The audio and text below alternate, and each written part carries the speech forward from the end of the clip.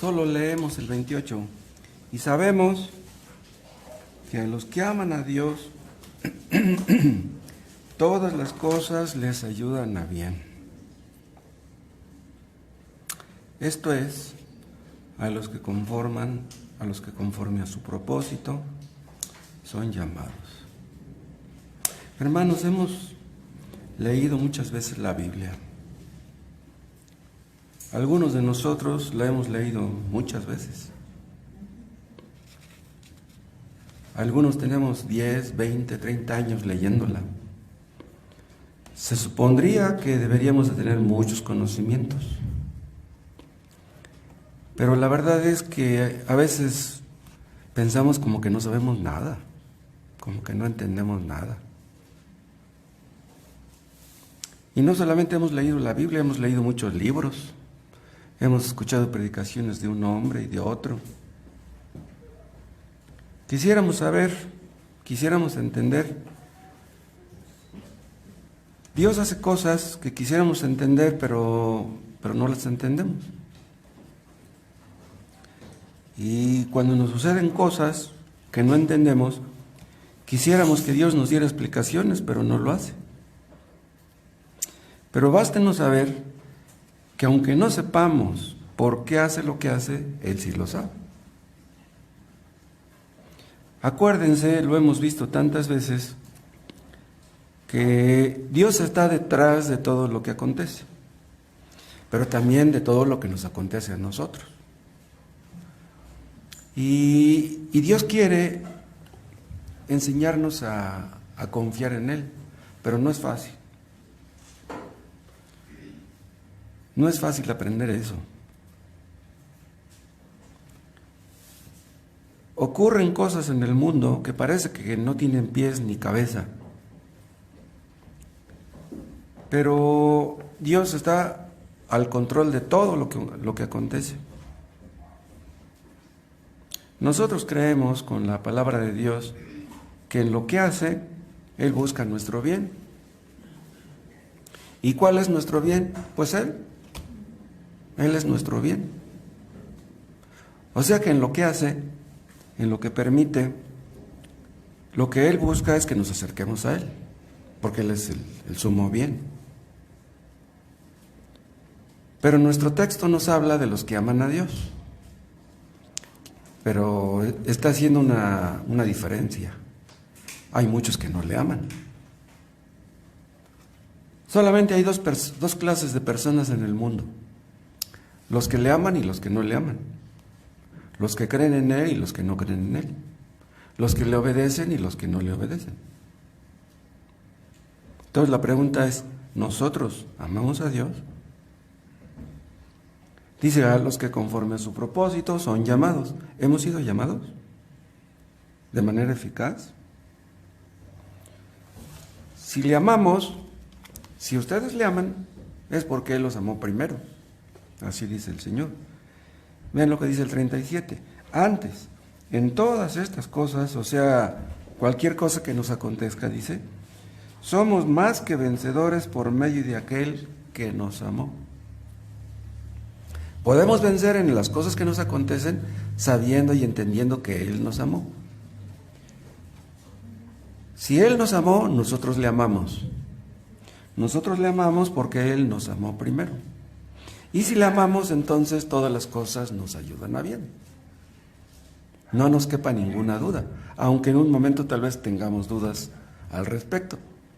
Pero vean, no todas las cosas nos ayudan a bien en sí mismas. ¿Entienden la diferencia? Muchos creyentes han caído en ese error. Porque no cualquier cosa que nos ocurre es buena. No podemos llamarle buena. Hay cosas buenas y hay cosas malas. Y aún entre las cosas buenas, no todas son buenas igualmente, porque hay unas que son mejores que otras. En la vida hay dolor, en la vida hay sufrimiento, que no son buenos. Pero los masoquistas creen otra cosa. ¿Quiénes son los masoquistas? Son personas que se torturan, se golpean a sí mismas, porque creen que eso les ayuda, porque creen que eso les hace bien. Pero eso no es verdad. Para Dios, nada de lo que es humano le es extraño, le es ajeno. O sea, aunque Él está en el cielo y nosotros en la tierra, de todos modos, Él no es inhumano, no está en contra de lo humano. Así es el cristianismo. Los cristianos no somos inhumanos, o no debiéramos serlo. ¿Qué quiero decir con esto? Que si algo nos duele a nosotros, le duele también a Él. Y si a alguna persona le duele algo, a nosotros debiera dolernos también. ¿No dice Pablo, llorad con los que lloran? Ese texto claramente muestra que ni Dios es inhumano, ni nosotros debiéramos serlo. ¿Nos vamos a burlar si otros sufren? Qué bueno que está sufriendo, qué bueno que esto le pasó. Los creyentes no podemos ser así.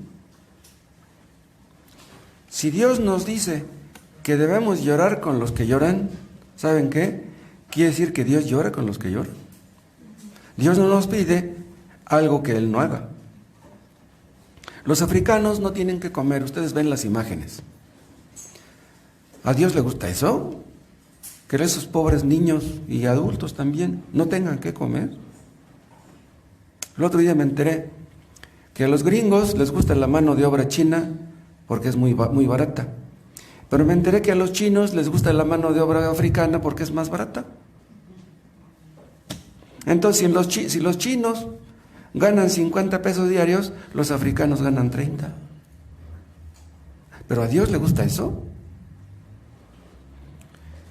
Pero si no le gusta, dirá alguno, bueno, si Dios es todopoderoso y no le gusta que los africanos sufran hambre, entonces ¿por qué no les manda comida del cielo?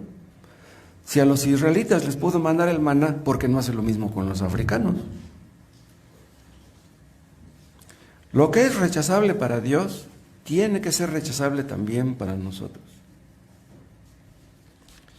No todas las cosas son buenas de la misma manera, pero Dios usa para nuestro bien, como dice nuestro texto, todas las cosas.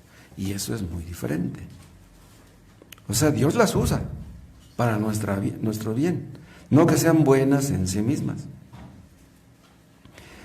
¿Cómo es que Dios hace que nos ayuden a bien? Pues porque Él es soberano.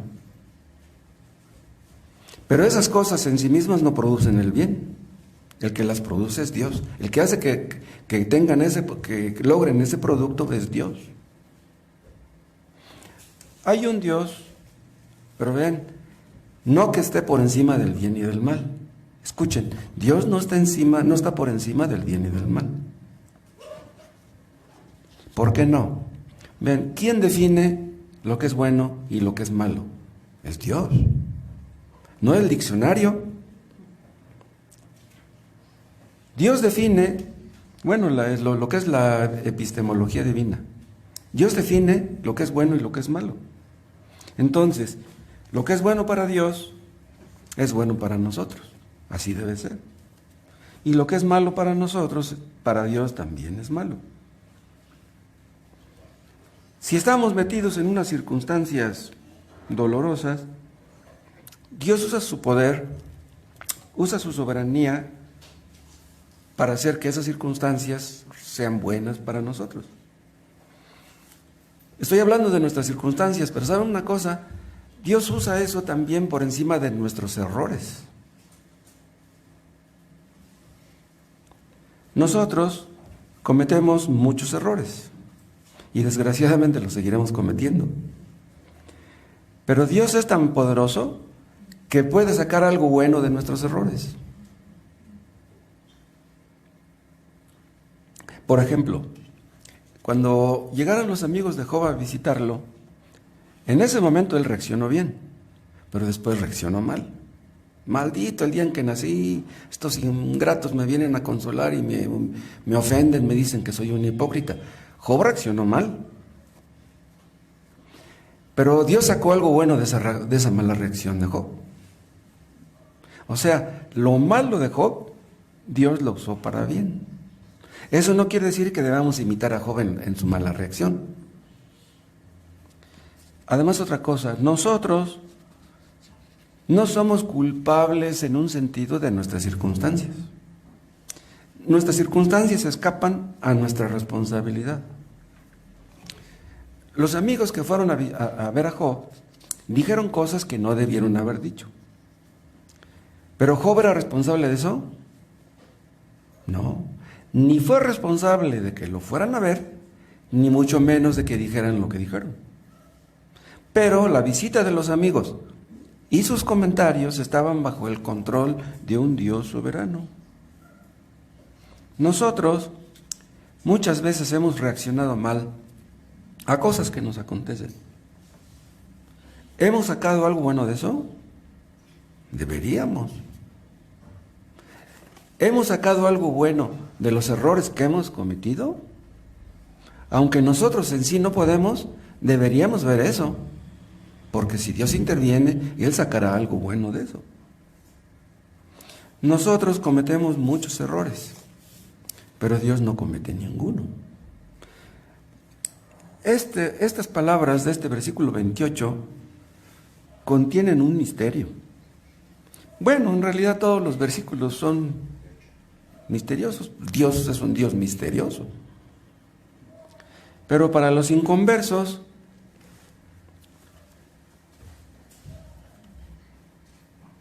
todo lo que dice la Biblia es un misterio absoluto, un misterio total.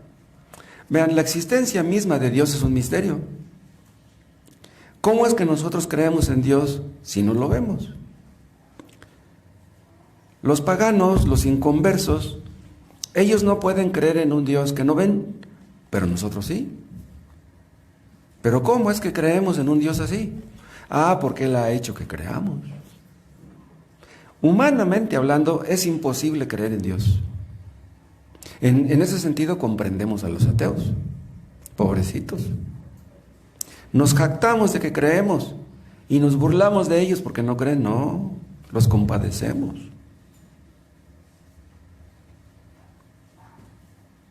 Los inconversos se fabrican imágenes porque no pueden creer en un Dios que no ven. Entonces, ven ahí la imagen y dicen, pues ahí está Dios. Pero nosotros no tenemos que verlo para creer en Él. Nosotros vemos la mano de Dios, vemos la poderosa mano de Dios en un terremoto, en un tsunami. Pero los inconversos no pueden verlo. Pero díganme, ¿pueden ustedes explicar a un inconverso que Dios está detrás de un terremoto y convencerlo? ¿Detrás de un tsunami? En el tsunami del 2004 murieron 400,000 personas. ¿Podemos convencer a un inconverso de que la mano bendita de Dios estaba detrás de eso y que caigan de rodillas y alaben a Dios? No, eso es imposible. ¿Cómo van a alabar a Dios? Bendito sea, Señor, porque le quitaste la vida a 400,000. No, no lo van a hacer. Ni nosotros vamos a hacer eso, menos ellos. Vean otra vez el versículo 28.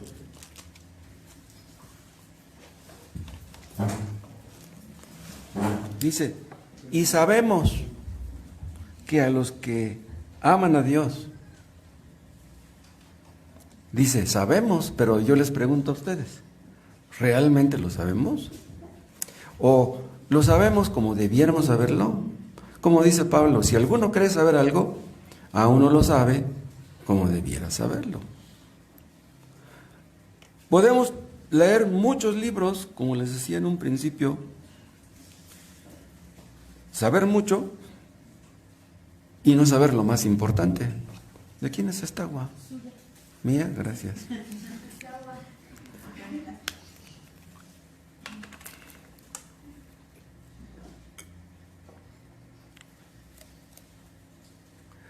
Hay personas que han leído muchos libros, como dice Salomón en Eclesiastés al final,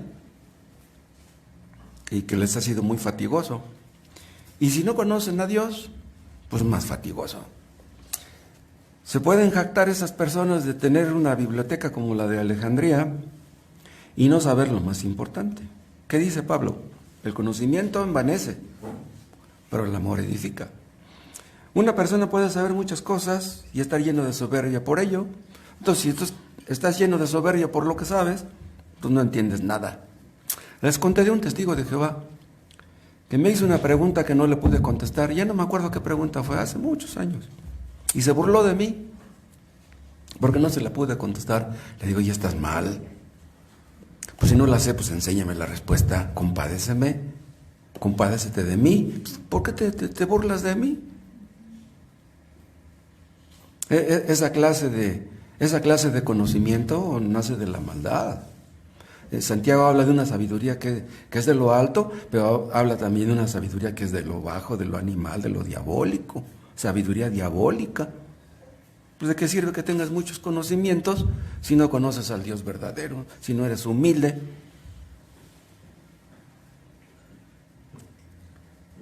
Un hombre puede tener muchos conocimientos, pero ¿sabe una cosa? Basta un golpe de la vida para echar esos conocimientos por el suelo. Un golpe de la vida. Hay personas que nunca han sufrido y por lo mismo están llenas de soberbia. De repente nos acontece algo que ¡pum!, nos da una sacudida, que nos despierta la realidad. Y en ese momento empezamos a ver la vida de una manera diferente. Ya no podemos burlarnos de los demás, ya no podemos burlarnos de los pobres.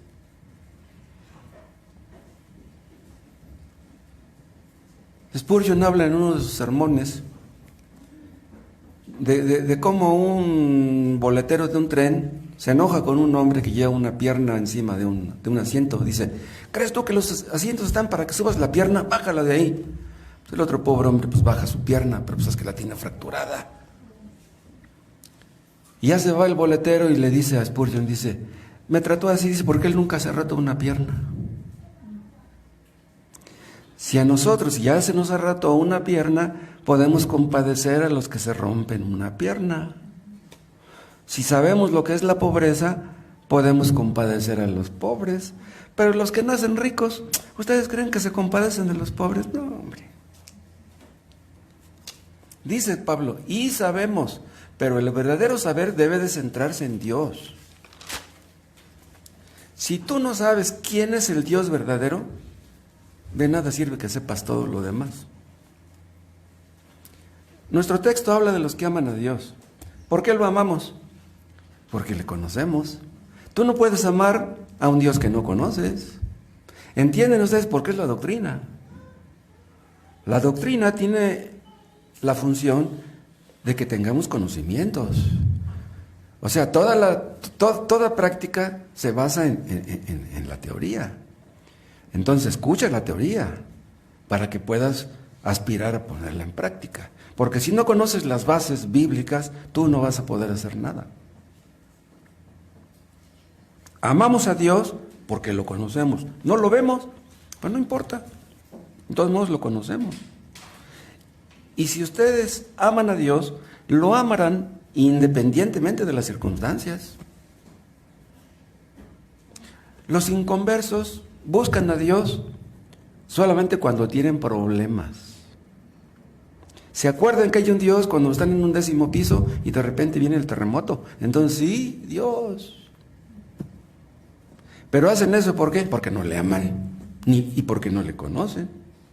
Buscan a Dios en medio de un terremoto.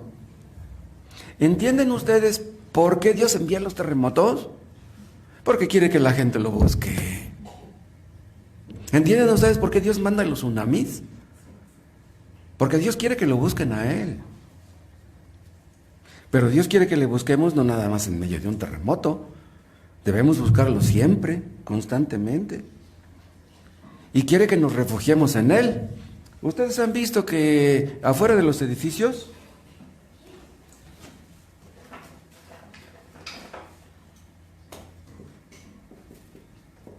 hay un lugar que dice punto de reunión? Si hay un terremoto, córrele y párate ahí en el punto de reunión. Díganme, una persona que huye de un terremoto y se para en un punto de reunión, ¿está segura ahí? Eso es lo que ellos creen. No hay ningún lugar seguro fuera de Dios. Tú estás en tu casa y estás en la cama. ¿En dónde estás más seguro? Pues ahí en tu cama te mueres. ¿En dónde está la seguridad? Lo que Dios quiere es que acudamos a Él. Él es el único lugar de refugio, nuestra torre fuerte, nuestra roca. En Él está nuestra firmeza. Dios quiere que acudamos a Él, que no confiemos en nada sino en Él. Este mundo tiembla, pero Dios no tiembla. Nosotros mismos temblamos, pero Dios no tiembla. Dios tiene la mano firme. Dios es el único que no tiembla. Todos nosotros nos preocupamos por una cosa u otra. Dios nunca se preocupa por algo. En este mundo que está lleno de dudas, de temores, de caos, de confusión, Dios no tiene ni dudas, ni temores, ni confusión. Entonces debemos acudir a Él y ahí estamos seguros. Él es el único en quien podemos y debiéramos confiar. Pero es que Él está muy lejos. ¿Está lejos Él? No, Él está más cerca de lo que tú te imaginas. Y ese Dios del que les estoy hablando es el que amamos. Yo les pregunto, ¿lo aman ustedes? Un Dios así, un Dios soberano, todopoderoso, que lo controla todo, es el único que puede satisfacernos. Él es el único. Porque si Dios nos fallara, entonces ¿a quién acudiríamos? Le dice un apóstol, Señor, ¿a quién iremos? Si tú nos fallas, pues entonces ¿a dónde vamos? Ya no tenemos a dónde ir. Los creyentes estamos unidos a Cristo por la fe y por el amor. Creemos que Él nos ama. Nosotros le amamos a Él. Y ese amor, el amor de Dios no puede ser quebrantado. El nuestro puede fluctuar, el de Dios nunca. Como decía Tomás el otro día. Y esa clase de amor, los inconversos no lo conocen. Les hablaba yo también, ¿se acuerdan del amor eros, el amor fileo y el amor ágape? El hombre sabe algo del amor eros y del amor fileo, pero del amor ágape no sabe nada. De esa clase de amor solamente los creyentes, los que han nacido de nuevo, son los que saben. El amor de Dios, hermanos, es un amor que nunca falla, que nunca nos va a fallar. El amor de nuestra pareja nos puede fallar, nos puede desilusionar. Todos los amores fallan, los amores de nuestros hijos. Pero Dios nunca deja de amar a los suyos, haga lo que haga y pase lo que pase. Si mataban a un mártir, si lo quemaban en la hoguera, ¿qué decía? Ay, Señor, si yo te amo y si tú me amas, ¿por qué permites que me estén quemando? No, ellos alababan a Dios aunque los mataran. Ay, Señor, si yo te amo y si tú me amas, ¿por qué permites que me dé el COVID? ¿Un cristiano verdadero va a hacer eso? Imposible. Pablo habla de que estos que aman a Dios, conforme a su propósito han sido llamados. ¿Ustedes han sido llamados? ¿De veras?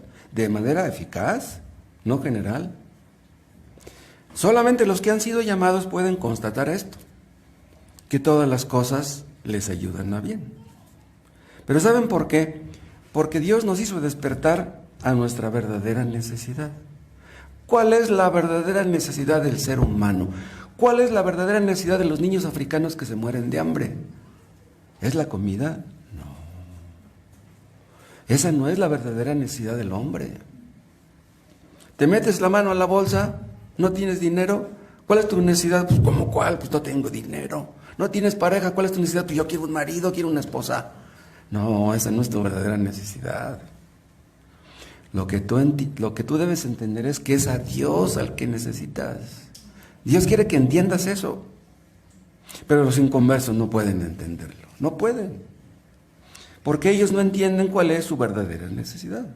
Tienen problemas de muchas clases, pero no entienden cuál es su verdadero problema. Nosotros, los que hemos creído en Cristo, tenemos resuelto el problema más grande. ¿Cuál es el problema más grande de la humanidad? Su pecado, su necesidad de perdón. Pero ya Dios nos ha perdonado. Entonces, aunque nos maten, el problema principal ya está solucionado. Me matan, me voy con Cristo. ¿Cuál es el problema? Estoy en un edificio de 50 pisos, está el terremoto, pues ¿qué importa que se caiga este edificio? No hay ningún problema.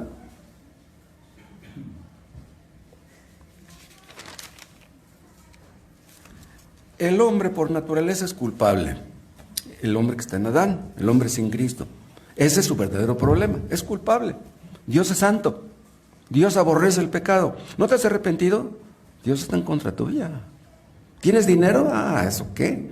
¿Estás sano? Eso no tiene nada que ver. Dios está enojado contigo por tu pecado. Aunque tengas dinero y aunque estés sano, aunque tengas una casa muy bonita, Dios está enojado contigo por tu pecado. Ese es tu verdadero problema. ¿Cómo le vas a hacer?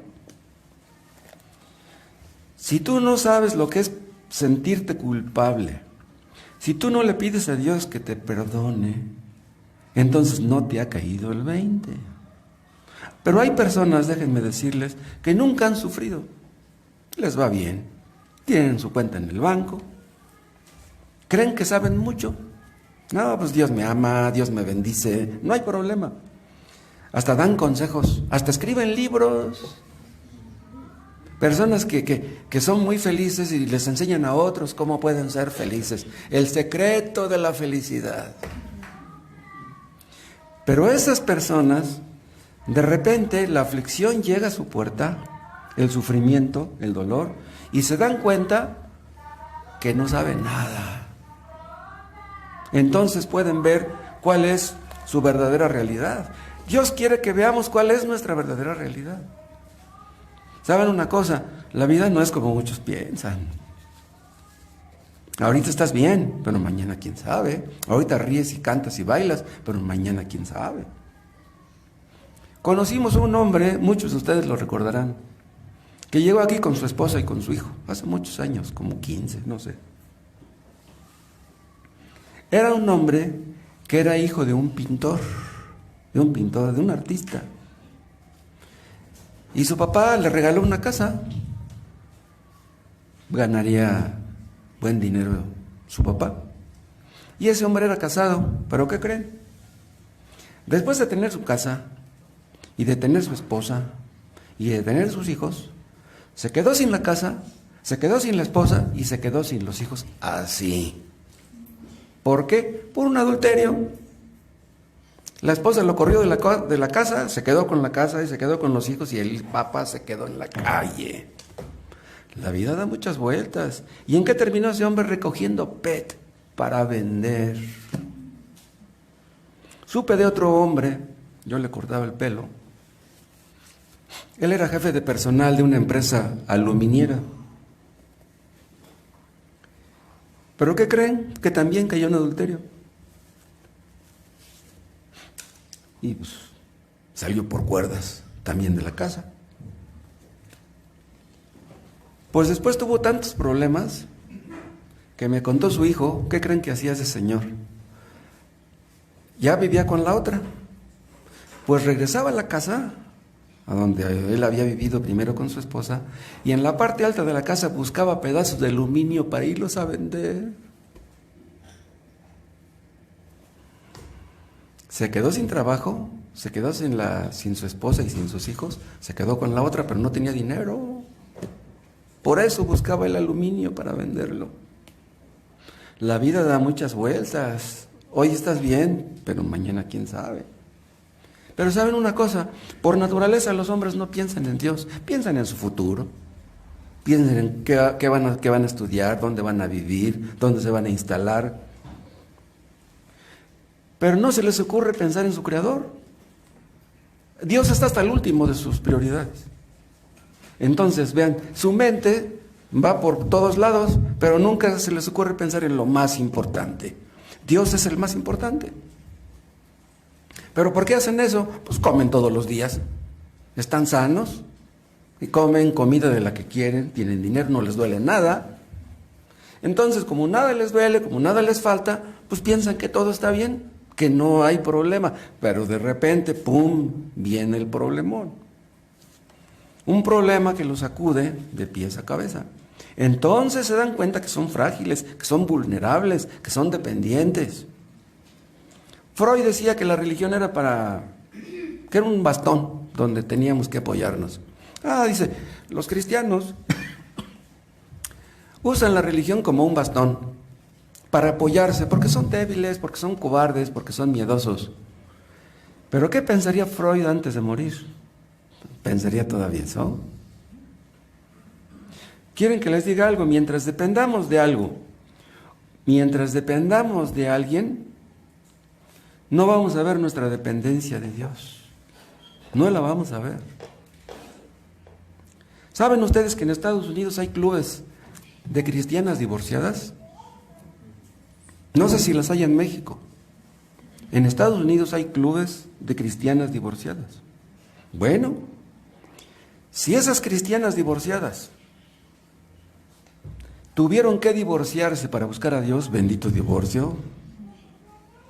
Si el divorcio ha hecho que busques a Dios, qué bueno que estés divorciado. El asunto es que busques a Dios. No necesitas una pareja, tú necesitas a Dios. Ahora, esos clubes de divorciadas, no vayan ustedes a pensar que todas esas divorciadas son cristianas de veras. No, lo que pasa es que quieren usar su experiencia para ayudar a otras que están en su misma condición. Pero eso no quiere decir ni mucho menos que todas sean salvas. Todas las cosas ayudan a bien a los que aman a Dios. Y como sabemos que Él nos ama y nosotros le amamos, entonces ya no lo vemos como un juez, lo vemos como un padre. Ahora, no todos los padres aman a sus hijos, pero nosotros sabemos que el nuestro sí nos ama. Hay padres que aman a sus hijos, pero casi nunca se los demuestran. Casi nunca les dan un beso, no juegan con ellos. Son padres muy fríos, muy secos, muy ásperos, crueles. Pero nuestro Padre no es así. Nuestro Padre es nuestro Paracleto, nuestro Consolador. Por eso sabemos que todas las cosas nos ayudan a bien. ¿Por qué nos ayudan a bien? Porque nos conducen a Él. En el último terremoto que fue cuando hace poquito, estábamos mi esposa y yo ahí sentados viendo la tele. Ni me acuerdo qué estábamos viendo. Y en el momento del terremoto empezamos a orar: Dios, ayúdanos, ayuda a nuestros hermanos. Pero en ese momento nos olvidamos de la tele, nos olvidamos de lo que estábamos viendo en la tele. En ese momento, nuestros pensamientos vuelan a Dios inmediatamente. Eso es lo que quiere Dios. Eso es lo que deberíamos estar haciendo en lugar de ver la tele. Si hubiéramos estado orando en el momento del terremoto, no, hombre, pues qué bueno. Si un cristiano está orando y en ese momento viene un terremoto, se preocupa, pues ¿de qué tiene que preocuparse? Pues está orando. Y si me muero orando, pues bendita muerte, me voy derechito con todo y zapatos.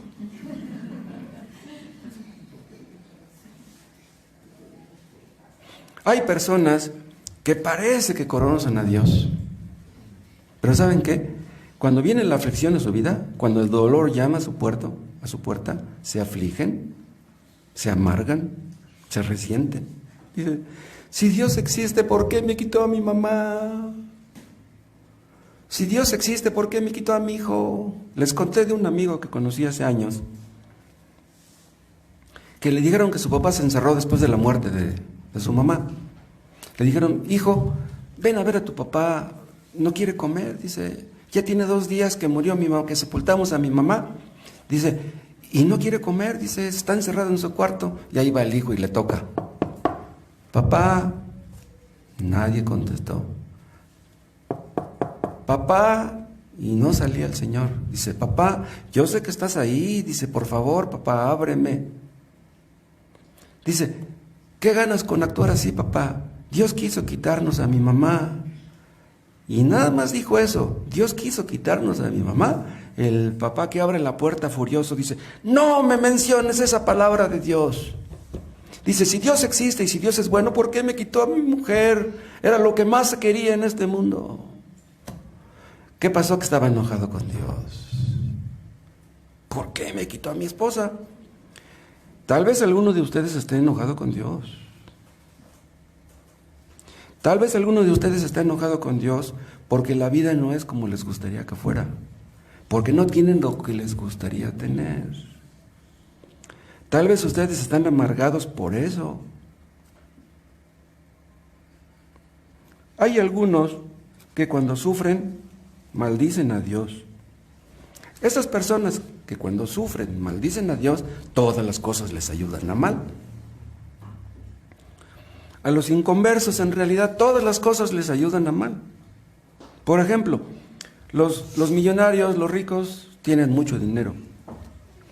¿El dinero les ayuda bien? ¿No? El dinero los aleja de Dios. Los creyentes a veces dudamos. Es más, un cristiano puede llegar a dudar incluso del amor de Dios. Un cristiano puede llegar a dudar de si es salvo. Un cristiano debe estar seguro a fuerza de que es salvo. No. Muchos cristianos dudan de su salvación. Y qué bueno que duden. No hay problema con eso. Es mejor que dudes y no que te jactes. No, yo soy un escogido, sangre azul corre por mis venas, soy un aristócrata de Dios, nunca iré al infierno. Pues eso dices.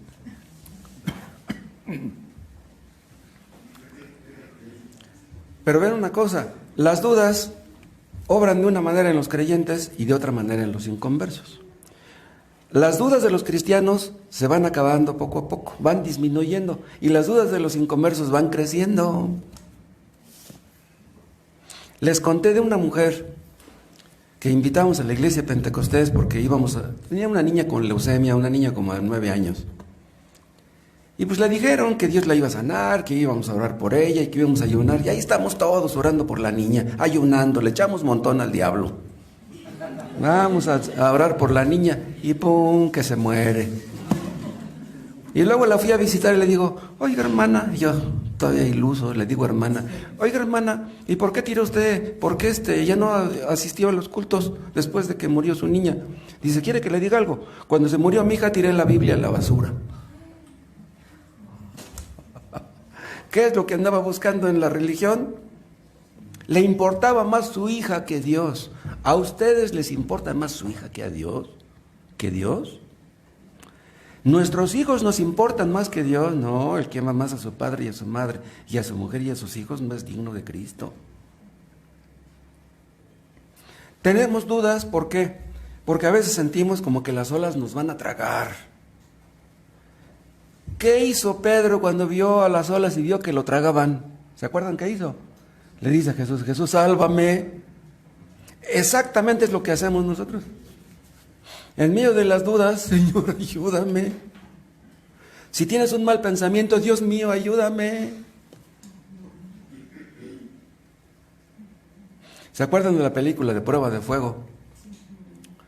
Está viendo ahí en la computadora y de repente aparece la imagen de una muchacha. Dice, haz clic, hazle push aquí, mira. ¿Y qué hace él? Dice, ¿qué hago? ¿Qué hago? Y agarra la televisión y la saca y agarra el bat y ¡pum! Y es lo que tenemos que hacer, agarrar el bat. Sí. No debemos ver las olas. A quien debemos mirar es a Cristo. ¿Y qué pasa cuando miramos a Cristo y le decimos, Jesús, sálvame? Pues extiende la mano y nos saca del agua.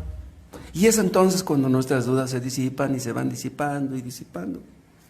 ¿A quién iremos si solamente Él tiene palabras de vida eterna? No vamos a ir con los adivinos, no vamos a ir con los santeros. Un cristiano puede llegar a un nivel espiritual muy bajo, sentirse muy desanimado. Un cristiano puede llegar a pensar, a lo mejor soy un hipócrita. A lo mejor al final de cuentas no soy más que un hipócrita. Un inconverso no piensa así.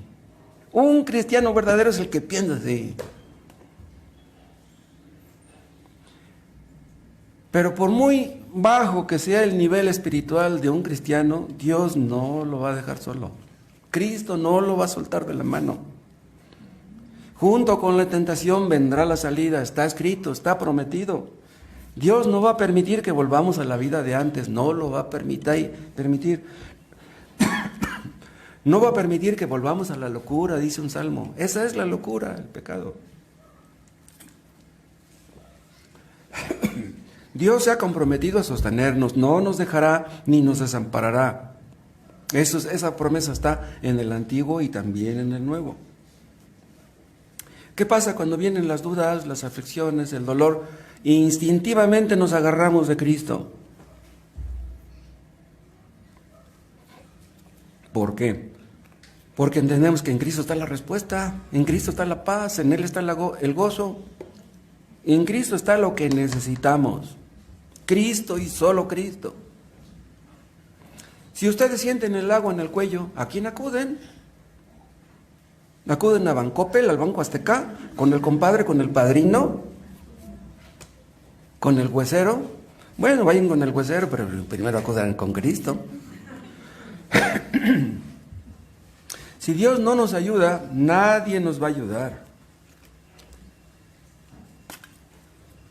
En este mundo todo se acaba, la salud, el dinero, la familia, la casa. Esos que estaban ahí abajo del cerro del Chiquihuite, tenían su casa, ya no la tienen. Luego el gobierno les promete que les va a ayudar y ni les ayuda. Y si les ayuda, pues qué bueno. Cristo ya sabía lo que le tiraba. ¿A qué vino Cristo? Él vino a morir. Ya sabía lo que le tiraba, ya sabía la clase de personas que éramos nosotros. Cristo vino a morir en la cruz porque éramos buenos, porque no teníamos dudas, porque no teníamos temores. Ay, es que yo sí creo en ti, Señor. Yo sí soy de los buenos. Cristo ya sabía lo que éramos, pero Él no se fijó en eso. Su amor estaba por encima de todo eso. Él nos amó a sabiendas de lo que éramos. Cristo vino para que tuviéramos vida, y vida en abundancia. Y esa vida que Cristo da es la única vida que permanece. Es la vida eterna. Es una vida espiritual que empieza aquí y que nunca se acaba. Ven a Cristo y vas a conocer cosas que nunca antes conociste, pero ven a Cristo. Las cosas que nos ocurren a los creyentes nos acercan a Dios, exactamente lo que Él quiere. Sabemos que hay una mano amorosa detrás de todo eso. Dios no quiere nuestro mal. ¿Qué clase de Dios sería Él si quisiera nuestro mal? Si me da el COVID, ¿Dios quiere mi mal? No puede ser. Es más, déjenme decirles esto, Dios no quiere el mal de nadie. Nosotros no debemos querer el mal de nadie. Si enfrente de nosotros hay un marihuano mal hablado que nos ofende y nos calumnia y nos odia, ¿debemos decir que se muera? No. ¿Cómo vamos a decir que se muera? Debemos orar por él, que Dios lo salve. Si a una mujer se le muere un hijito, el único que tiene 3 añitos, el único hijo, se le muere, ¿Dios quiere su mal? ¿Quiere el mal de esa mujer? No. Lo que Dios quiere es que entienda que Él es más importante que su hijito. Todo se acaba, mujer. Tu hijo murió, pero Dios es eterno. Dios nunca se acaba. Dios nunca muere. Y los que creen en Él nunca morirán. Vivirán para siempre. Un matrimonio tiene un hijo de repente con parálisis cerebral. ¿Dios quiere el mal de esa familia? No. ¿Cómo va a querer su mal? Si un matrimonio tiene un hijo que nace con parálisis cerebral, ¿nace así por causa del pecado de sus padres? No. Si eso fuera, pues todos nuestros hijos nacerían defectuosos. Le preguntaron a Jesús, ¿por qué nació este ciego? ¿Por el pecado de sus padres? Dice, no, ¿cómo que por el pecado de sus padres? Dice, es para la gloria de Dios. Dios es más importante que nuestros hijos. Dios es más importante que nuestra salud. Dios es más importante que todo. Ustedes se preocupan por sus hijos. Se preocupan porque no tienen que comer.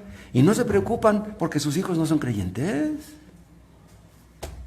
Sus hijos de ustedes no leen la Biblia Y eso no les importa. ¿Les importa que no tienen zapatos? ¿Eso sí les importa? ¿Ustedes quieren que Dios se ocupe de sus hijos y ustedes ni se acuerdan de Dios? No puede ser. ¿Para qué Dios nos creó? Para que le sirviéramos. Dios no nos creó para servirnos. Él no está para servirnos. Él está para que le sirvamos. Señor, ¿por qué no ves que mi hijo no tiene que comer? Si nuestros hijos no tienen que comer, si llegara a darse el caso, que lo dudo, ¿qué querría Dios decirnos con eso? Pues quiere que nos acerquemos al alimento celestial. Acércate a mí, yo soy más importante que la comida de tus hijos. Los israelitas no tenían que comer en el desierto y ahí empezaron a gritar, está bien, les voy a dar el maná. Y luego clamaron otra vez, y les mandó las codornices, hasta que les salieron por las narices. Apenas estaban masticando la carne y ¡pum!, cayeron al suelo, muertos. Porque Dios quiere que entendamos que Dios es más importante que la comida. ¿Te preocupas porque no has comido bien? ¿Te preocupas porque ya tienes días comiendo nopales y frijoles? ¿Por eso te preocupas? Preocúpate por tu alma. Otra cosa, hay personas que están enfermas, pero que no lo saben. Hay personas, por ejemplo, que pueden tener un tumor cerebral y que no lo saben. Tienen ciertas molestias, pero nada serio, pero de repente les da una crisis. Y entonces van al médico, les hacen un estudio y les descubren el tumor. Entonces se dan cuenta cuál es el verdadero problema. No vemos nuestro problema hasta que nos aprieta el zapato. Somos tan necios. ¿Qué es lo que Dios quiere? Que vayamos a Él, que vayamos al médico divino. No vayas a Houston. Lo que tienes que ir es a Cristo. Esta clase de enfermedades de las que estamos hablando, nadie las puede curar. El único que puede es Dios. Entonces, ¿qué estoy diciendo? Que las enfermedades ayudan a bien. Pero los que aman a Dios, nada más a ellos. Además, si a un cristiano le descubren un tumor cerebral, puede darse el caso, Cristo está intercediendo por él. No en sí para que se le quite el tumor, para que le desaparezca, porque lo más probable es que no se le va a quitar. Pero Cristo intercede por nosotros, no solamente en el aspecto espiritual, también en el aspecto físico. ¿Pero cómo? Porque Dios quiere que de una manera o de otra, nuestro bien. O sea, si tenemos aflicciones, sean de un tipo o de otro, Dios siempre quiere nuestro bien. Dios sacará algo bueno de ese tumor. Dios sacará algo bueno, no te preocupes. Todas las cosas ayudan a bien, incluso un tumor. Pero Cristo intercede por los suyos, intercede por los santos, no intercede por todo el mundo. Es lo que dice Juan 17:9. Cristo no ruega por el mundo, no, Cristo ruega por los suyos nada más. Todas las cosas ayudan a bien para los creyentes, pero escuchen, incluso las cosas buenas.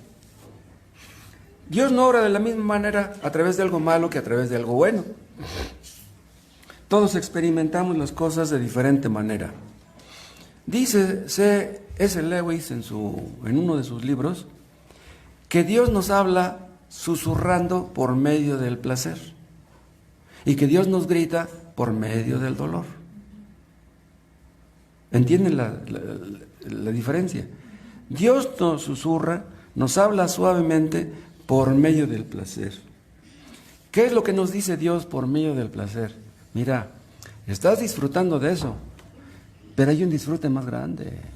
Ese disfrute que tienes, ese placer que estás disfrutando, al rato ya se te acabó. Pero hay un placer, hay un disfrute que nunca se acaba. Los marihuanos, antes de fumarse su cigarro, pues están con la carota. Pero nomás le dan una fumadita al cigarro e inmediatamente se ponen contentos. Pues Dios quiere que estemos contentos siempre. En el cielo estaremos contentos siempre. En el cielo no habrá ni llanto, ni tristeza, ni dolor, ¿quién va a pensar en marihuana ya? Ahorita en el cielo hay muchos que fumaron marihuana, ¿sí o no? Yo la llegué a fumar cuando era joven.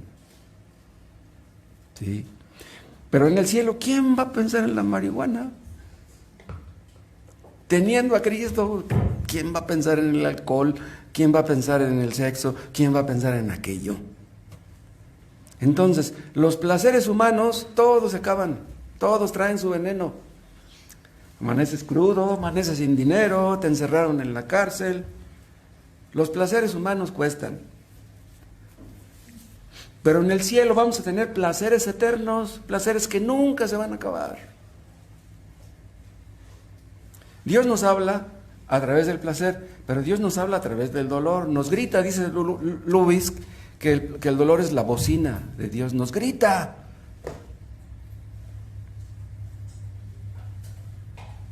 ¿Qué es lo que nos dice cuando estamos sufriendo? Estás mal. Tú me necesitas a mí.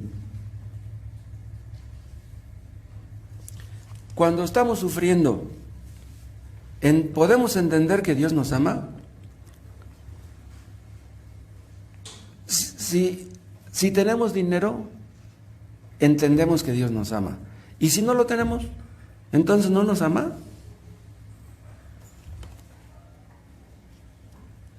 Los inconversos creen que Dios existe o están dispuestos a creer en Él si tienen dinero, si tienen salud, si todo lo tienen. Y si no lo tienen, ¿qué pasa?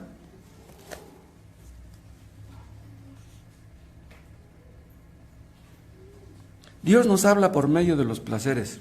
Ahorita, como estás joven, disfrutas del sexo. Hay muchachos tontos que se masturban todos los días. Pobres. No saben cuántas neuronas se les muere, pero no, olvídense de eso. El problema no es ese. El problema es que no entienden. Disfrutas del sexo ahorita. ¿Qué vas a hacer cuando ya no puedas? Cuando llegues a una edad que te diga el doctor, no, pues ya no puedes. Entonces ya se acabó el placer. Estás joven y disfrutas de toda clase de comida. Otra hamburguesa. Ya te comiste 3, no importa, échame otra. ¿Qué vas a hacer cuando llegues a viejo y ya no puedas ni comer? El doctor, puro pollo, pura verdura. Ya estoy hasta el copete, gelatina. Dice, y además dice, me antoja, me traen carnitas, ya ni las carnitas se me antojan. Dios nos habla de una manera o de otra. Hay algunos que se entusiasman por el deporte. Dios nos habla a través del placer. Pues el deporte para ti es un placer. Si tú te entusiasmas por el deporte, ¿sabes qué es lo que te está diciendo Dios? Que por quien te debes entusiasmar es por Dios.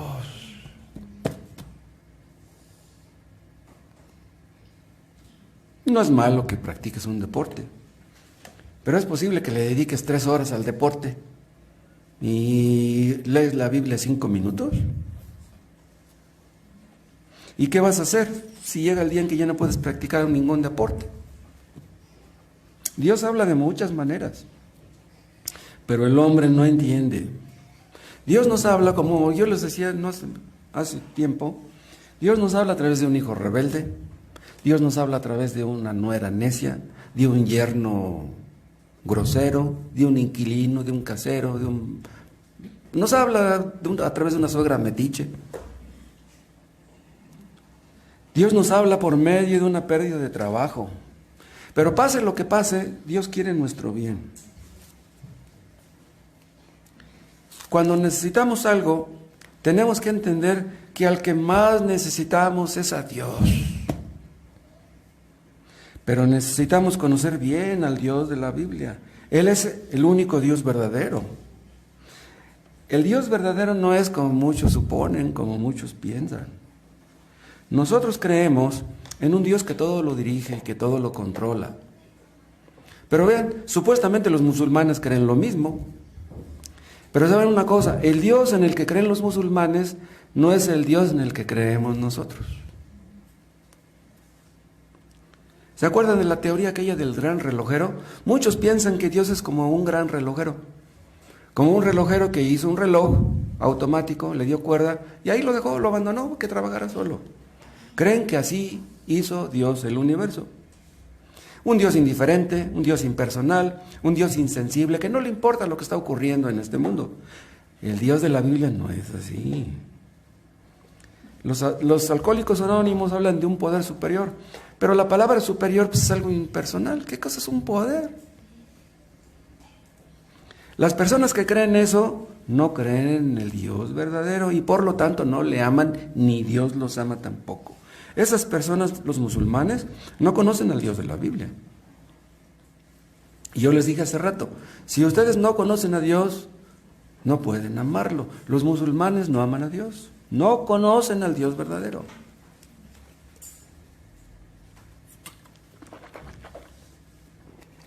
Nosotros amamos a Dios aunque parezca que Él no nos ama. Porque hay veces que parece como si Él no nos amara. Aunque rujan el viento y la tempestad, sabemos que Él nos ama y que no nos dejará de amar. ¿Y eso no lo creen los musulmanes? Si nos acontecen cosas tristes, ya se los dije, lo que Dios quiere es que nos acerquemos a Él. Si ustedes dudan del amor de Dios, ustedes no se acercan a Él. Un hijo que cuando se acerca a su papá le da de coscorrones, se le acerca con confianza, dice, no. Le pido algo, en lugar de dármelo, me da un coscorrón, no. Por eso hay tantos hijos que no quieren estar en la casa. Prefieren estar en la calle, pues ¿para qué estoy en la casa? Mi papá me regaña, mi mamá me regaña, nomás me ordenan cosas, mira nomás, puros regaños y gritos y ofensas. ¿Para qué estoy en la casa? Con mis amigos, chistes, fútbol, diversiones, pues mejor en la calle. Pero nosotros cuando oramos, nos acercamos a un Dios que nos ama. Cuando los musulmanes oran, vamos a decirlo entre comillas, no creen que se acercan a un Dios que los ama. No los ama. El Dios verdadero no ama a los musulmanes. Dios ama a los hijos, a los que creen en Cristo y le obedecen. Esos son los hijos de Dios. Si tú no amas a Cristo ni le obedeces, Dios no es tu Padre. ¿Cómo vas a orar? Muchos se ponen a orar y dicen, bueno, pues ¿qué le digo? No, mejor me paro, pues ¿qué le digo? ¿Qué le vas a decir a un Dios que no amas? A un Dios que dudas que te ame, no le puedes decir nada. El Dios de la Biblia no es el Padre de los musulmanes y no es el Padre de nadie que no cree en Cristo ni le obedece. Así de sencillo. Si tú no obedeces a Dios es porque no le amas. Y si tú no le amas, Él no te ama. Y si no le amas ni le obedeces, pues no es tu Padre. Entonces, esa idea del gran relojero pues es algo absurdo. ¿Saben qué es esa idea del gran relojero? Es puro deísmo. ¿Qué cosa es el deísmo? Creer que hay un Dios. Un Dios como un relojero. Un Dios insensible, indiferente, que no le importa lo que ocurre en el mundo. ¿A Dios no le importa lo que ocurre en el mundo? A Dios no le importa que los africanos tengan hambre, y los de Honduras, y los de Nicaragua, y los de Haití.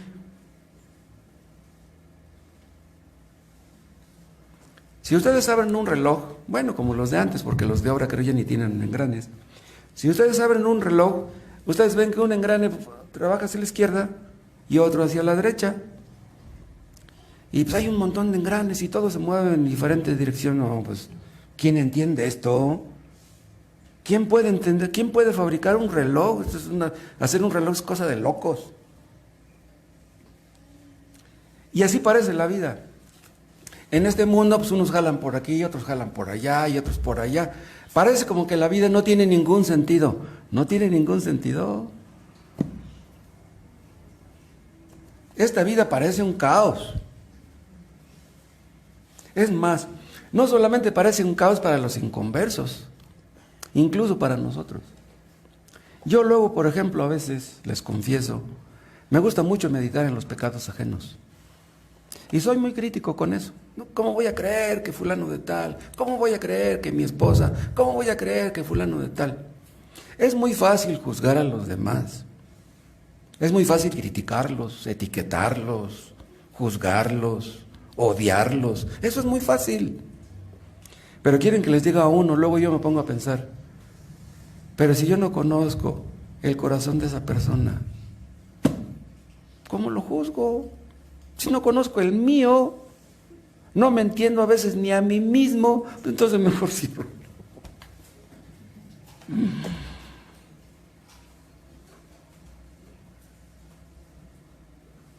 El Dios de la Biblia controla todos los engranes del universo para que este universo funcione como funciona. Los cometas se van por aquí, los planetas se van por acá, las estrellas están por allá, pero todos los engranes, todas las personas en este mundo, somos engranes en las manos de Dios. Y si somos engranes es porque nos hizo engranes. Y si nos movemos es porque Dios quiere que nos movamos. Biden y Putin y Macron y López Obrador están en la mano de Jehová y a todo lo que quiere inclina sus corazones. ¿Qué es lo que Dios quiere? Que a través de lo que hace nos acerquemos a Él. Ya lo dije. Él no es indiferente. Él no es insensible. Cuando yo veo que un niño ve que viene su papá y corre y le abre los brazos, a mí eso me emociona. Cuando yo veo que viene la Becky corriendo, papá, y me abraza, a mí eso me emociona. A Dios le emociona que nos acerquemos a Él. Dios tiene un corazón. Dios nos hizo su imagen y semejanza. Nosotros tenemos sentimientos, quiere decir que Él tiene unos. Nosotros lloramos, Él llora. ¿No Jesús lloró? No, ¿acaso dijo Jesús, pues ya se murió, están locos, yo ahorita lo resucito y fácil? No, Él lloró. Él tiene sentimientos, Él tiene un corazón, por decirlo de esa manera. Dios no es indiferente, Dios no es insensible. Si a nosotros nos importa que los niños de África mueran de hambre, a Dios le importa también. Pero ¿ustedes creen que los gobernantes de África entienden eso? ¿Qué pensarán? Los gobernantes de África dicen, pues vamos a pedir un préstamo al Fondo Monetario Internacional. ¿El FMI tiene la solución del problema? No. El único que tiene la solución de todos los problemas es Dios. Pero los pobres gobernantes de África no pueden ver eso. Un gobernante cristiano del centro de África, porque el centro es donde está más la pobreza, los del norte y los del sur y los de acá del Golfo, los del Pacífico, los del Atlántico, pues más o menos se la llevan. Pero los del centro son los que más sufren. ¿Pero pueden ver eso? No, ellos ponen sus ojos en los del FMI. Pero ¿cómo no les dice el presidente? Paisanos, conciudadanos, vamos a doblar nuestras rodillas. Ya tenemos 3 años de sequía, pero Dios es el que tiene las nubes en sus manos. Vamos a pedirle que nos perdone y que nos ayude. No, Dios puede mandar lluvias incluso en el desierto del Sahara, si quisiera. ¿Qué trabajo le cuesta a Él? Pero ¿saben una cosa? Es más fácil ver nuestras necesidades que ver a Dios o que acercarnos a Dios. Si ustedes meten la mano en el bolsillo y no encuentran más que 1 peso o 2, pueden ver que es Dios el que quiso que tuvieran esos 2 pesos ahí. Si ustedes no tienen dinero, escuchen, es que Dios no quiere que lo tengan. Esos del Evangelio de la Prosperidad están locos. Nosotros a veces creemos que debiéramos darles dinero a nuestros hijos. Bueno, si nuestros hijos están pequeños, ok, les vamos a dar dinero, pero siempre les vamos a dar. ¿Saben qué pasaría si les diéramos siempre dinero a nuestros hijos? Los echaríamos a perder. Si Dios nos lo diera todo en abundancia y a manos llenas y siempre, nos echaría a perder. Nos consentiría, nos corromperíamos. Hay hijos que matan a sus padres, que matan a su madre. Después de que todo lo que le dieron en la vida, terminan matándolos. Hay muchos que le hacen mal a sus hijos dándoles dinero. Y tal vez haya casos en que les hagan mal no dándoselos. Que Dios nos dé sabiduría para saber cuándo darles y cuándo no. A un cristiano le pueden atropellar a un hijo, romperle 3 costillas, dejarlo inválido. ¿Por qué Dios permite eso? Esa es una prueba para nuestra fe. Dios nos obliga a reflexionar, hermanos, y de veras confiamos en Él. Si de repente se nos muere un ser querido, ¿diremos que es un Dios cruel? Ay, Señor, como me quitaste a mi hijo, ya no quiero creer en ti, ya. Hermanos, podemos vivir sin hijos, pero sin Dios no podemos vivir. Daniel, ante el riesgo de ir al foso de los leones, él se apoyó en Dios, él permaneció firme. Dice, yo voy a orar aunque me digan lo que me digan. Se expuso, abrió la ventana, lo vieron orar y fueron por él y lo llevaron al foso. Pero vean, nosotros diríamos que los leones no se lo comieron porque se apoyó en Dios. Pero hubo muchos cristianos que sí murieron en la boca de los leones. Está comprobado allí en las catacumbas de Roma, en el Coliseo romano. Muchos cristianos murieron en las fauces de los leones. ¿Por qué? ¿Por qué libró a Daniel y no a los otros? Los que murieron en la boca de los leones, ¿cómo se sentirían? ¿Cómo se sentirá cuando un león te está agarrando de aquí, te está agarrando de acá y de acá? Señor, ¿por qué permites eso? Si yo soy tu hijo, ¿por qué permites que los leones me coman? Si le cerraste la boca a aquellos leones de Daniel, ¿por qué no aquí? ¿Le vamos a echar pleito a Dios? Si el día de mañana nos corren del trabajo, ¿le vamos a echar pleito a Dios? Y luego si no nos liquidan. Dios nos ama aunque eso suceda, aunque nos mate. ¿Están en Romanos? 8:35. ¿Quién nos separará del amor de Cristo? ¿Tribulación, angustia, persecución, hambre, desnudez o peligro o espada? La palabra espada aquí en el 60 dice, en la antigua dice cuchillo, habla de la muerte. O sea que aunque nos maten con una espada o con un cuchillo, Dios nos ama. Aunque nos mate por medio de unos leones, Dios puede matar a un cristiano por manos de un cocodrilo, de una serpiente venenosa. Un cristiano puede morir por una picadura de una araña de la viuda negra o de la viuda blanca. Dios nos puede quitar la vida de cualquier manera. Aunque nos persigan, aunque nos maten, Dios nos ama. Hermanos, Dios nos dio la vida cuando quiso y nos la quitará cuando Él quiera, cuando le parezca correcto. Y es que su propósito, hermanos, excede a nuestra mente. No alcanzamos a entender. Pero, hermanos, necesitamos entender por qué hace lo que hace. ¿Le vamos a exigir explicaciones? Supongamos que ustedes van a vender su casa y tienen un hijo de 3 años. Papá, ¿por qué vas a vender la casa? ¿Ustedes le van a explicar al niño por qué van a vender la casa? ¿Qué sabe el niño de eso? Dios no nos explica lo que hace ni siendo adultos. En realidad, delante de Dios nunca somos adultos. Delante de Dios siempre somos niños tontos.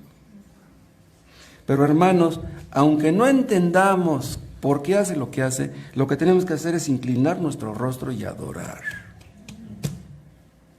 Una familia se va a Acapulco de vacaciones, sufre un accidente y muere el papá, y muere la esposa, y mueren todos los hijos, hasta un primo que iba ahí.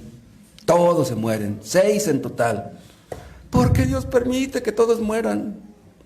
Dios no hace nada de balde.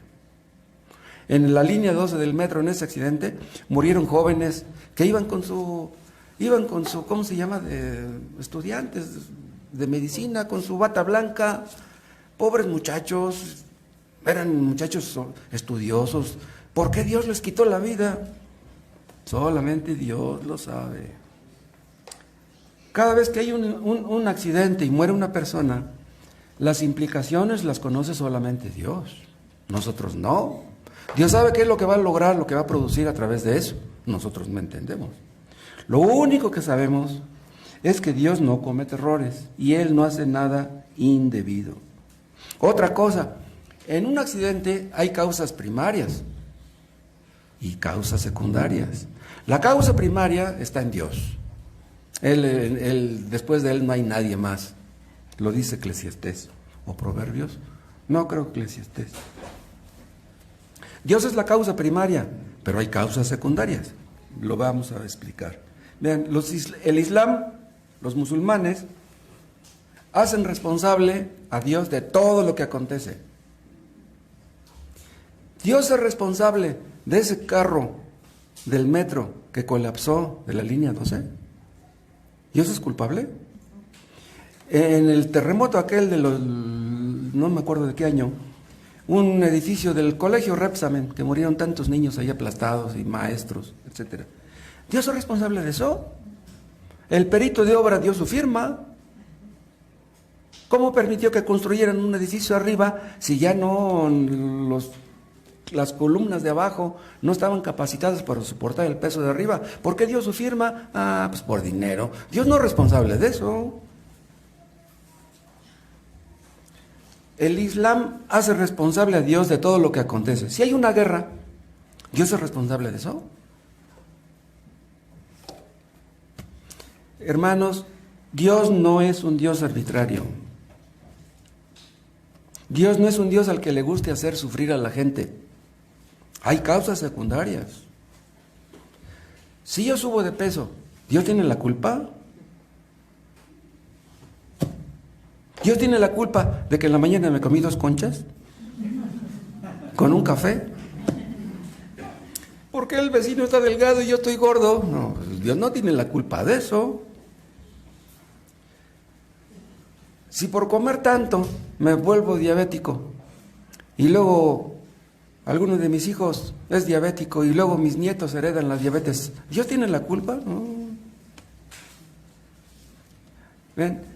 Un hijo puede estar sufriendo las consecuencias de la diabetes, causa del pecado del tatarabuelo, que fue diabético, y el abuelo, y el papá, y hasta el hijo, y hasta el nieto, todos diabéticos, por la culpa del tragón del tatarabuelo. ¡Qué tremendo es esto! Ah, pero déjenme decirles, hay causas secundarias, pero Dios controla también las causas secundarias. Dios controla todo lo que acontece. Vean, Cristo murió en la cruz. Dice Pedro que manos inicuas lo crucificaron porque así estaba escrito. Ahí dice en Hechos 2 claramente. Por determinado consejo de Dios. Judas traicionó a Cristo porque así estaba escrito. El hijo de perdición tenía que traicionarlo. Cristo ya sabía que Judas lo iba a traicionar. Entonces, ¿Judas no es culpable? ¿Qué va a decir el día del juicio? Ah, yo lo traicioné porque estaba escrito, porque yo era el hijo de perdición, pero yo no soy culpable, no. Hay una causa primaria que está en Dios. Cristo murió en la cruz porque Dios quiso. Pero Judas lo traicionó porque él quiso. Y no hay contradicción aquí. ¿Qué van a decir los judíos el día del juicio? Ah, lo matamos y gritamos, crucifícale, porque pues, así estaba escrito. Tenía que suceder. Ah, pues entonces pobrecito de Judas. Es un títere, es una víctima. Ay, Judas, qué feo papel te tocó. Dios tiene la culpa. Nadie obligó a Judas a traicionar a Cristo, nadie. Lo hizo porque era codicioso. Y Cristo ya sabía eso. Hermanos, la maldad es maldad, la cometa quien la cometa. Ah, pero es que Judas es un apóstol, que no puede ser justificable lo que hizo. No puede ser Dios una excepción. Judas Iscariote era un apóstol. ¿Cómo es que un apóstol está ahora en el infierno? A ver, explíquenme ustedes que lo saben todo.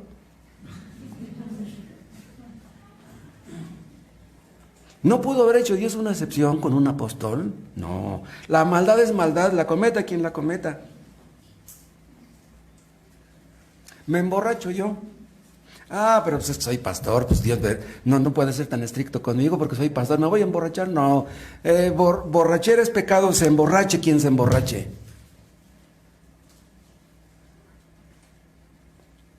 Confiamos en Dios, hermanos, en lo que está haciendo en el mundo.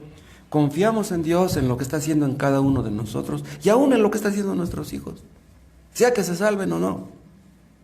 ¿Por qué? ¿Por qué confiamos en Él? Porque Dios está bien. El mundo está mal, yo estoy mal, mis hijos están mal, pero Dios no lo está. Siempre está bien Él.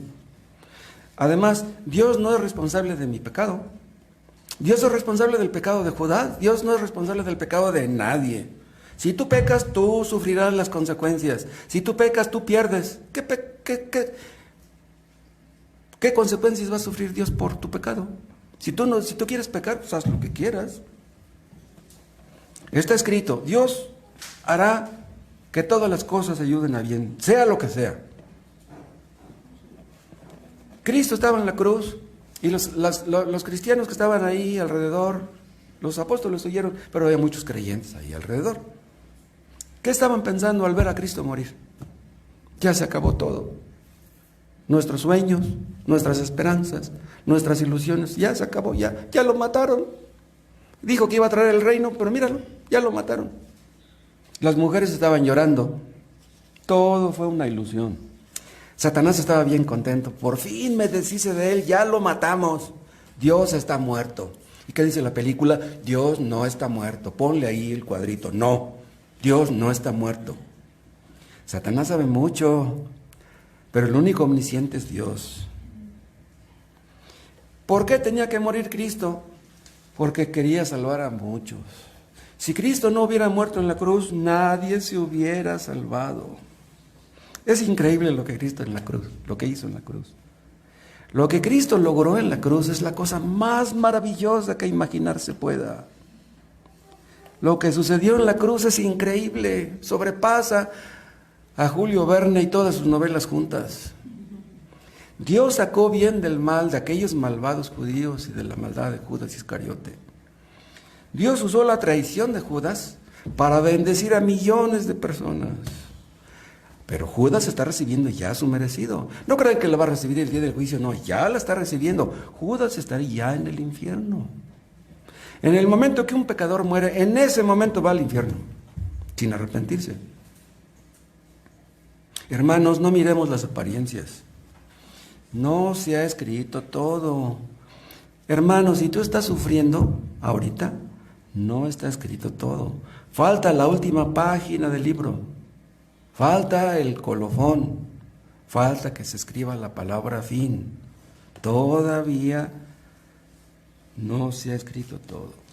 Dios está detrás de cada aflicción que estemos enfrentando. Detrás de cada necesidad, de cada aflicción. Yo no dudo, hermanos, que muchos de ustedes tal vez estén muy desanimados. Tal vez algunos de ustedes sientan como que ya se les acabaron las ilusiones. Pero no piensen así. ¿Saben qué? Habla del propósito de Dios nuestro texto. Pues ese propósito de Dios se va a cumplir, no es el nuestro. Dios tiene un propósito aún en esa enfermedad que tienes, en esa necesidad que tienes. Dios siempre termina lo que empieza. Dios nunca deja inconclusas las cosas. Dios hace lo que tiene que hacer. Y punto. Doblemos nuestras rodillas. Adoremos. Un día, hermanos, vamos a entender lo que ahora no. Después de que Cristo resucitó, los apóstoles entendieron lo que no habían entendido antes. Después pudieron entender que era absolutamente necesario que Cristo muriera en la cruz. ¿Qué le dijo Pedro cuando Cristo le dijo que iba a morir y que iba a morir a sufrir a manos de los sacerdotes? Le dijo, no, Señor, que no te acontezca esto. Pues todavía no le caía el 20.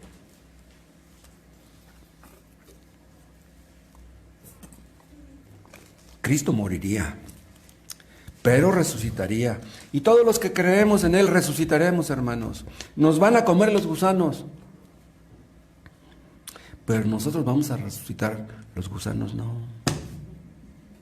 ¿Entiende? Él es el único Dios verdadero. Cristo resucitó para demostrar que Él es Dios, el único Dios. La paga del pecado es muerte. ¿Por qué resucitó Cristo? ¿No llevó nuestros pecados? No tenía por qué resucitar. Llevó nuestros pecados, pero Él era santo. Nosotros no lo somos, pero Él lo es. Él resucitó porque Él es Dios.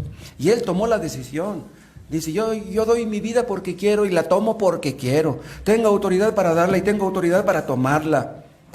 Nosotros no tenemos esa autoridad, pero Él sí la tiene. Entonces vamos a morir, pero vamos a resucitar. Y nuestros ojos van a mirar a Cristo. Y nunca dejarán de verlo. Ahora uso anteojos, pero ya no los voy a usar. No hay optometristas ni oculistas en el cielo, hermano. No. Aquí está nuestra esperanza, aquí está nuestra fe. Un día nuestros ojos mirarán a Cristo. Si Cristo resucitó, ¿habrá algo que no pueda hacer? Si resucitó a Lázaro, ¿qué no puede hacer Él? Hermanos, para los cristianos, la muerte no es el fin. Para los cristianos la muerte es el principio. Después de que muramos viene lo bueno. Y para los inconversos cuando mueren después viene lo malo.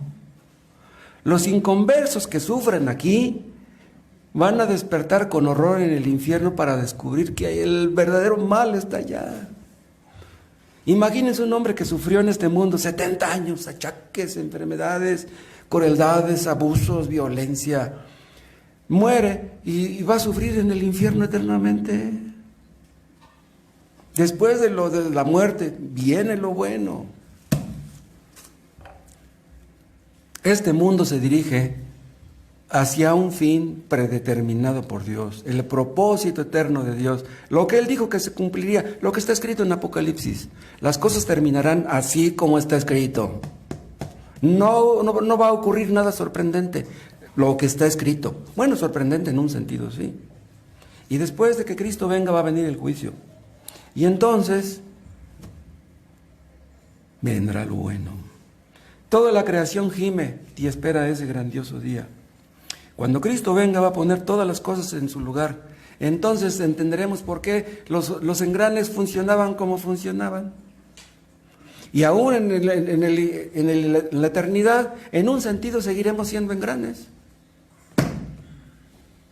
Haremos en la eternidad lo que Cristo. En el cielo todos vamos a estar haciendo cosas, acuérdense. El cielo no es un lugar donde estaremos sentados tocando el arpa. ¿Quién va a estar sentado tocando el arpa todo el día? Por mucho que te guste tocar el arpa aquí. No, en el cielo vamos a estar haciendo muchas cosas. En el cielo habrá quien dé órdenes y quien obedezca. En el cielo habrá trabajo, habrá que hacer. Habrá calles, vas a caminar, habrá casas, vas a entrar, habrá escaleras, vas a subir, vas a bajar. En el cielo vas a estar haciendo cosas. Yo creo que en el cielo va a haber música, va a haber también violines, va a haber violonchelos y pianos. Y los que toquen van a tocar mejor que Alicia y mejor que Arismé, se los aseguro. Mejor que Henry Schering y mejor que Claudio Arrau. En el cielo miraremos a Cristo. ¿Y quién va a estar pensando en otras cosas? Cristo, desde la mañana y hasta la noche. Padre, gracias por tu palabra. Bendícela. Salva a los que no son salvos. Bendice a tu pueblo. Bendice a tu iglesia con el poder de tu Espíritu. Y nos gozaremos en ti. En el nombre de Jesús. Amén.